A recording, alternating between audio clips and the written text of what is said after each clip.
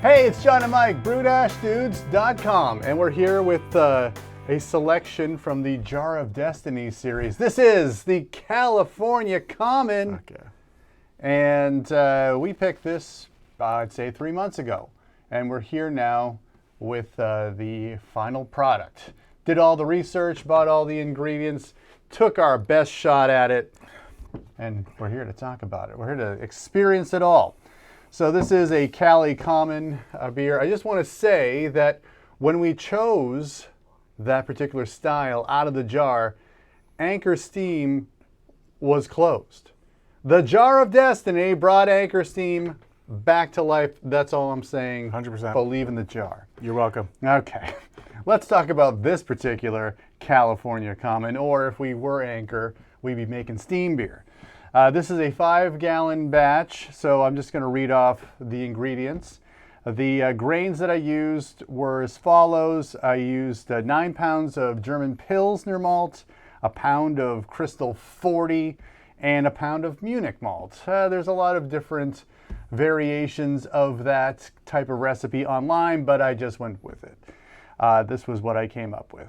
Of course, Northern Brewer hops. It's a signature of the style. So this is what I did with that. An ounce or 28 grams of Northern Brewer. I did a first wort hopping. The particular lot that I bought from Hop Alliance, I bought a half pound because I needed a large quantity. I wanted to get something fresh. This was the 2023 harvest. It's funny, you know, Northern Brewer started in England. It's all grown in Germany now. Okay. That's where you get it. So did an ounce at first wort, did 3/4 of an ounce or 21 grams at 20 minutes ago in the boil, and then right at flame out, we did another ounce. Threw in a Whirlfloc tablet because I wanted to get this clear. And I think I did a pretty good job. We'll talk about it later. And then the yeast, I got a packet from White Labs, actually the tube, WLP 810, the San Francisco liquid yeast. Water was spring with a balance between gypsum and calcium chloride.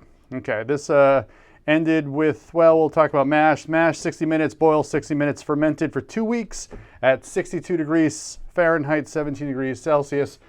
That was room temperature. Of course, my little temp strip said it was a very vigorous fermentation, so that came up to more the mid-60s.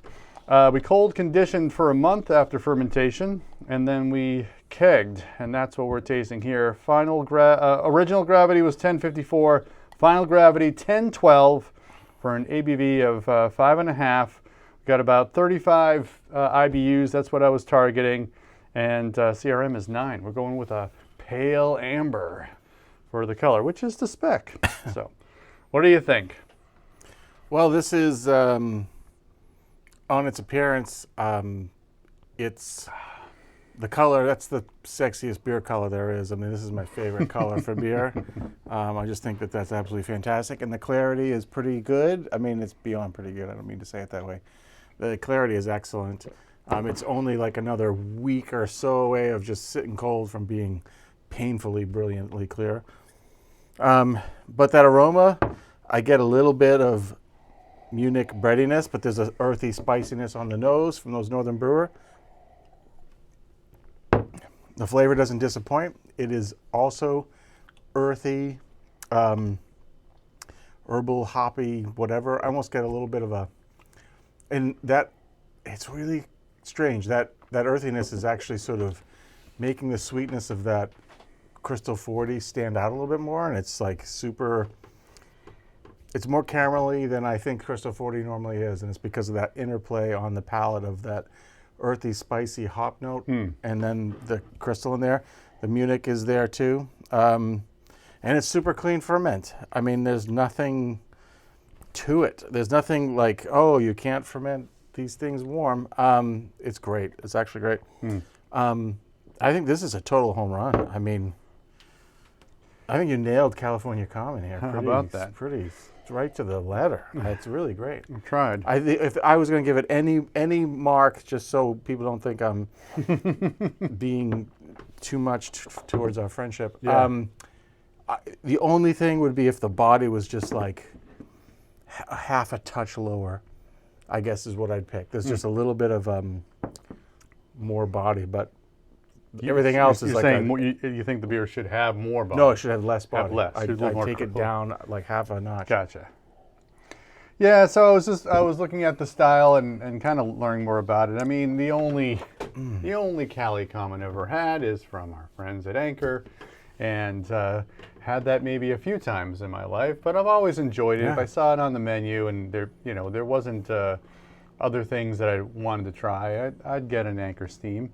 So this should be a light, fruity beer, firm, grainy maltiness, interesting toasty and caramel flavors. I was really going with the toast. Yeah. Seeing if that's coming through. I'm showcasing rustic, traditional American hop characteristics. Well, I don't know if it's American hops, but certainly rustic, you know. I think the things I was always thinking about with Anchor Steam is there was, kind of this interesting play between the malts and the hops that did have more. It says light fruity. I always found it to be a little more fruity than this. Not saying this is bad. Yeah, I can see that. Yeah, just like it had a unique characteristic.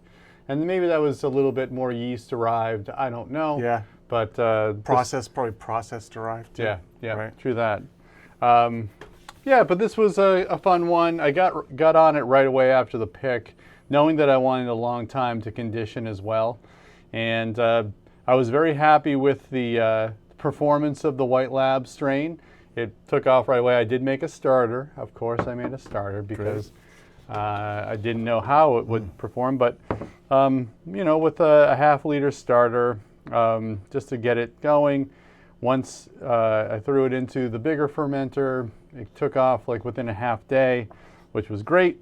And then, yeah, it was mostly trying to keep that temperature down. But at some point, you're just like, oh well, that's what it's just gonna do its thing. Yep. And, keep it, as long as it's not swinging way hot or way cold, you're good to go.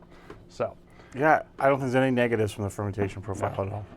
Well, there you go. The Jar of Destiny gave us a challenge. We met it, if not exceeded it, and also, just a lifeline was given to Anchor Steam, and that's gonna, that you can bless the Jar of Destiny for bringing that brewery back to life. Beautiful. I think that's what I'm trying to say. So let's praise the jar.